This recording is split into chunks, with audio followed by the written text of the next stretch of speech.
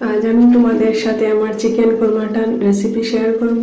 এই যে আমি নর্মাল মশলাতে একদম আমি চিকেন কোরমাটা তৈরি করি। পেঁয়াজ দিয়ে দিলাম 1 কাপের মতো, এরপরে হচ্ছে তেল দিয়ে দিব প্রায় 1/2 কাপের মতো তেল, একটু আন্দাজ করে দিতে হবে। এই যে ধনিয়ার গুঁড়া দিয়ে দিব 1/2 চামচ, এরপরে হচ্ছে আমি দিব জিরা দিয়ে দিলাম 1 ছোট চামচ দিয়ে 1 চামচ, এরপরে হচ্ছে আমি দিব আদা রসুন 1/2 চামচ আদা 1/2 চামচ রসুন দিয়ে দিব, দিয়ে তারপর হচ্ছে দিব মেথি, একটু মেথি দিব।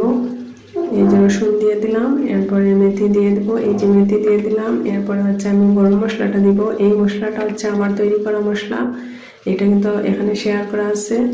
তেজপাতা দারচিনি এলাচ একটু একটু দিয়ে দিলাম, দিয়ে আমি ভালোভাবে নেড়ে মেখে তারপর মাখিয়ে চুলায় বসিয়ে দিব। এটা চুলায় বসিয়ে দিয়ে আমি ঢেকে দিব 5 মিনিট। 5 মিনিট পরে আমি লবণটা দিয়ে দিব, কারণ আগে যদি আমি লবণটা দিয়ে দিই তাহলে অনেক বেশি পানি বের হবে, তাই আমি লবণটা একটু পরে দিলাম। 5 মিনিট পরে দিয়ে আবার নেড়ে চেড়ে যখন একটু খসে আসবে চিকেনগুলো, সেই পর্যায়ে আমি ভালোভাবে নেড়ে লিকুইড দুধ অ্যাড করে দিব।